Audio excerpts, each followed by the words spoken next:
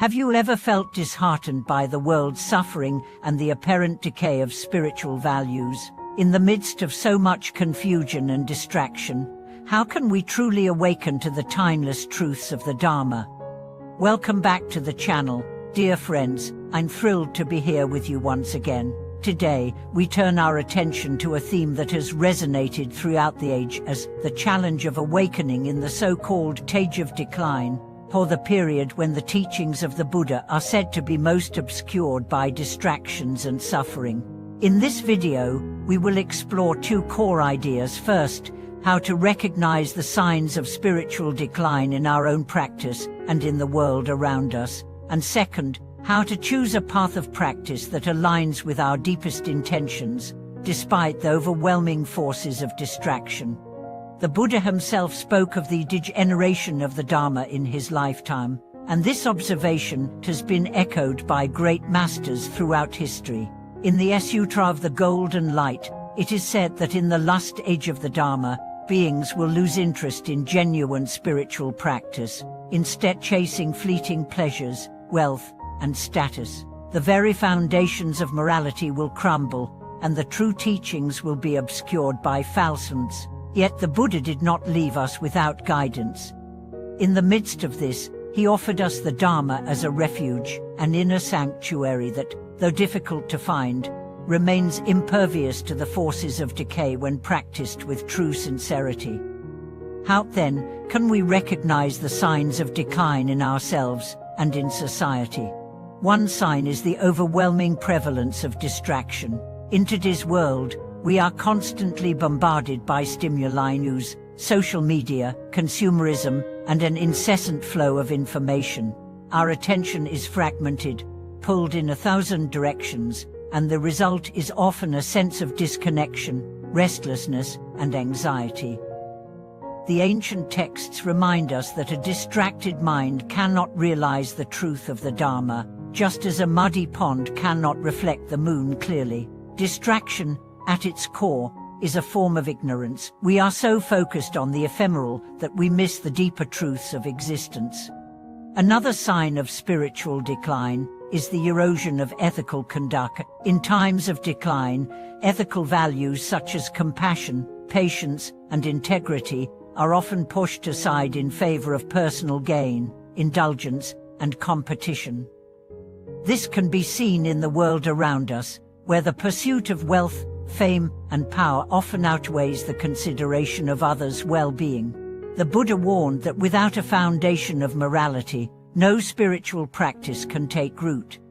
It is as if a plant were to grow in soil that has not been properly nourished. Without virtue, the seeds of wisdom cannot sprout.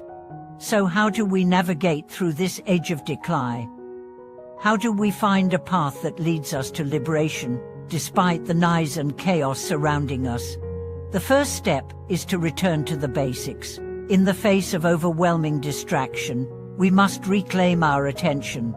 In the same way that a gardener removes the weeds to allow the flowers to grow, we must clear away the distractions that prevent us from focusing on our inner development. This requires discipline, of course, but it also requires mindfulness, the ability to be fully present with each task, each thought, and each moment. When we practice mindfulness, we cultivate an inner peace that becomes a stable foundation for all other spiritual practices. At the same time, we must renew our commitment to ethical conduct. In a time when moral values are often compromised, it is all the more important for us to uphold integrity and kindness in our lives. The Buddha's Noble Eightfold Path offers clear guidance on this: right speech, right action, right livelihood. We must strive to speak truthfully, act compassionately, and live in a way that benefits both ourselves and others. In a world that is often driven by greed, hatred, and delusion, our commitment to ethics becomes a radical act of awakening. But even with the best intentions, how can we know which path to follow when there are so many teachings and practices available to us? This is where the wisdom of the great masters comes in. The Buddha himself emphasized the importance of choosing a practice that is suited to our individual nature. There is no one-size-fits-all approach to the path of awakening. Some practitioners may find deep connection through meditation, while others may feel more drawn to devotion or service. What matters most is that our practice is sincere, consistent, and rooted in the aspiration to end suffering, not only for ourselves, but for all beings. In my own journey, I recall a time when I was faced with a choice to pursue more advanced study of the sutras or to deepen my practice of meditation. Both paths had their merits, but I found myself torn.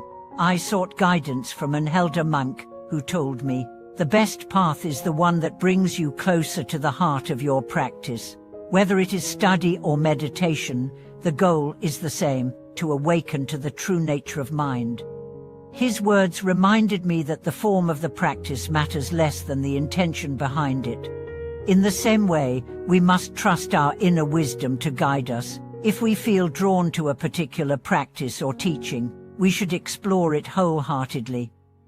But we must also remain open to change, for the path is not static, it evolves as we do. Just as a river's course is shaped by the terrain, our practice shifts with time, adapting to our growing understanding and deeper insights. There is also immense power in community.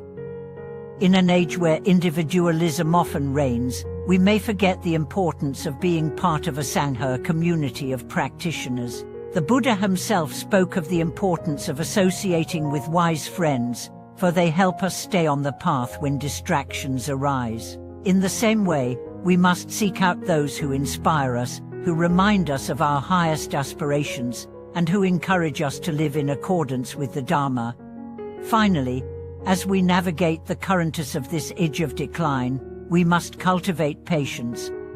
The path of awakening is long, and at times it may feel as though we are walking through thick fog, but every step taken in earnest is a step toward clarity. As the ancient texts remind us, the journey of 1,000 miles begins with a single step. Each moment of mindfulness, each act of kindness, each breath taken in awareness brings us closer to the truth.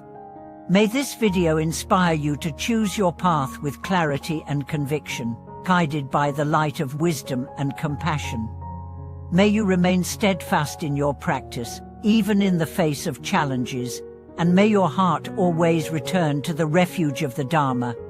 As you continue on your journey, remember that the path is not always linear. Just as the seasons change, so do the stages of our practice. There will be moments of great clarity and insight, but there will also be times when you feel lost or uncertain, as though the path has disappeared into thick mist. These moments are not to be feared but embraced, for they are part of the unfolding process. Just as the lotus blooms from the murky waters, so too does wisdom arise from the depths of our struggles and challenges. In those times when doubt arises, when the distractions of the world seem overwhelming, recall the teachings of the Buddha. In his infinite wisdom, he shared with us the Four Noble Truths, which provide a clear map for navigating suffering and finding liberation. The first truth reminds us that suffering is an inherent part of life. It is not something we can avoid, but something we can understand and transform. The second truth points to the cause of suffering, craving and attachment. The third truth reveals that suffering can be overcome, and the fourth shows us the way, the Eightfold Path, which is a practical guide to living in a way that leads to freedom from suffering. The Eightfold Path is a simple yet profound tool for navigating the challenges of life, particularly in an age of decline. Right view, right intention, right speech, right action, right livelihood, right effort, right mindfulness, and right concentration. Each element of the path is like a step on a ladder, leading us upward toward liberation. But it is not enough to merely understand the Eightfold Path intellectually. We must live it, embody it in every action, every thought, and every word. In the practice of right speech, for example, we are reminded to speak truthfully and kindly, avoiding gossip, lies, and harsh words. In a world filled with noise, where opinions and judgments fly freely, This may seem like a simple act, but it is, in fact, revolutionary. To speak with integrity is to disrupt the cycles of harm and misunderstanding that perpetuate suffering. It is a conscious choice to bring clarity and compassion into every conversation, every interaction, and every moment of communication. Similarly, right action involves living in a way that is ethical and in harmony with the well-being of others. This includes refraining from actions that cause harm, such as stealing, killing, or engaging in exploitative behavior. It also involves the cultivation of kindness, generosity, and patience, qualities that strengthen our connection to others and to the world around us.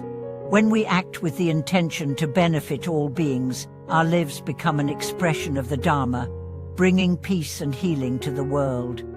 In practicing right livelihood, we are encouraged to choose work that is aligned with our values and does not cause harm to others. In an age of materialism and greed, this can be a challenging task, but by choosing a path that promotes the well-being of all, we not only create positive karma for ourselves, but also contribute to the healing of the world.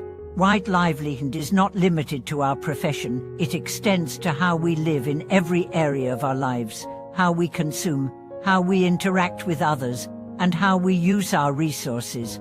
The practice of right effort teaches us to cultivate wholesome qualities and to abandon unwholesome ones. This requires awareness and diligence as we work to purify our minds from the seeds of greed, hatred, and delusion. It is a continual process of refinement, where we strive to increase our mindfulness and awareness, fostering virtues like generosity, patience, and wisdom. Right mindfulness and right concentration guide us in cultivating deep presence and focus. In a world filled with distractions, mindfulness becomes an anchor, allowing us to remain grounded in the present moment. It is through mindfulness that we can see the impermanence of all things, and through concentration that we can develop the inner stillness necessary for insight. When we sit in meditation, we are not just quieting the mind, we are training it to see clearly, to observe the true nature of reality, and to cultivate a deep awareness that transcends the superficial layers of thought and emotion. This brings us back to the importance of finding a path that resonates with our heart and mind, especially in an age of decline. Just as a river carves its way through the landscape, shaping the earth with its persistence, so must we carve our own path with patience and determination. There is no shortcut to awakening, no quick fix that can bypass the hard work of cultivating wisdom, compassion, and discipline. But there is also no need for despair, for the Dharma is always available to us, like a lamp that can guide us through the darkest nights. In an age where so much seems fleeting and unstable, the Dharma offers us a steady refuge. It teaches us that, despite the challenges and suffering of the world, true peace is possible. The Buddha's teachings remind us that awakening is not a distant dream, but a living reality that we can experience in every moment. Whether we are sitting in meditation, walking in the world, or simply breathing, we have the potential to awaken to the deepest truths of existence. So, I encourage you to continue on your path, to trust in the wisdom of the Dharma and the guidance of the awakened ones. May you cultivate the strength and patience to face the challenges of the age, knowing that each step you take brings you closer to the truth. Remember, even in the darkest moments, the light of awakening is always within you, waiting to shine forth. Thank you for watching this video. May your practice continue to deepen, and may you always find the strength to walk the path with clarity and compassion.